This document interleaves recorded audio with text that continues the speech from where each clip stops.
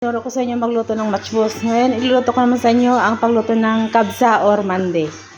Bawang, sibuyas, kamatis. Ito yung mga spices ko.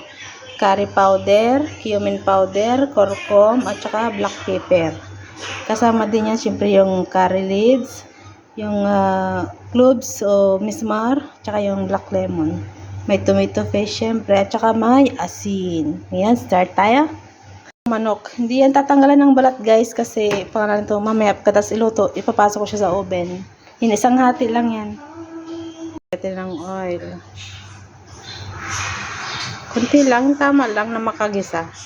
Ang oil natin ng bawang. Yan, brown na po yung bawang. Ilagay na natin yung sibuyas. Ng sibuyas, ihulog naman po natin yung kamatis.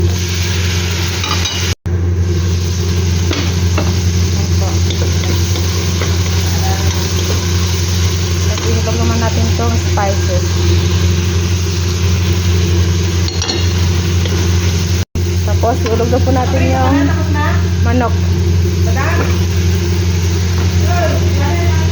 Pagkahalo po, ilalagay natin yung isang buong tomato paste.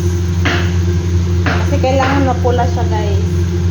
Pag mandi, kailangan na pula. Tapos haluin nyo lang.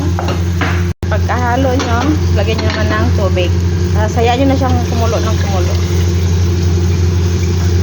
Ilagay po ng tubig. Ilagay nyo rin itong mismar, curry leaves, tsaka yung magic, tsaka yung whole lemon. Tapos, syempre, lalagyan din siya ng asin. Tapos, sayaan na po natin siyang kumulo. Tsaka konting sugar. Po, okay na siya. Ngayon, lalagyan ko po siya ng gulay, kalubasa, pwedeng patatas, pwedeng kalubasa, kahit anong gulay pwede. Pwede din hindi nyo lagyan ng gulay, pero marami kasing gulay kaya nilalagyan ko.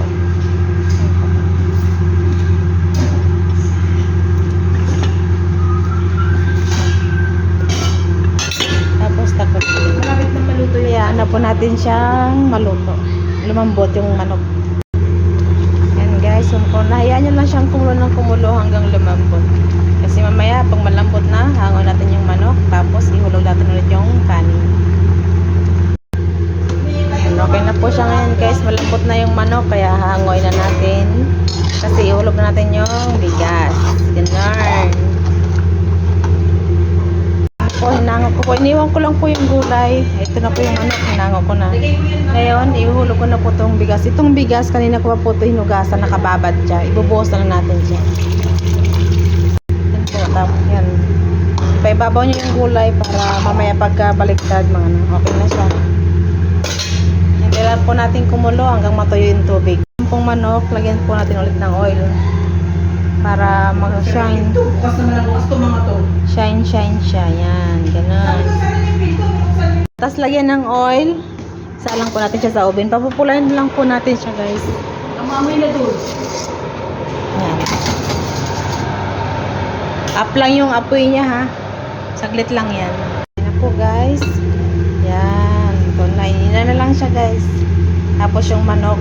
Yan po. Luto na rin yung manok. Yan. Hindi masyadong tama lang. Yan, luto na siya guys. Pati manok, luto na. Kaya gagawin nyo lang, sasundukan ng kanin. Yan lang po, sundukan nyo lang po yung kanin. Tapos, yan.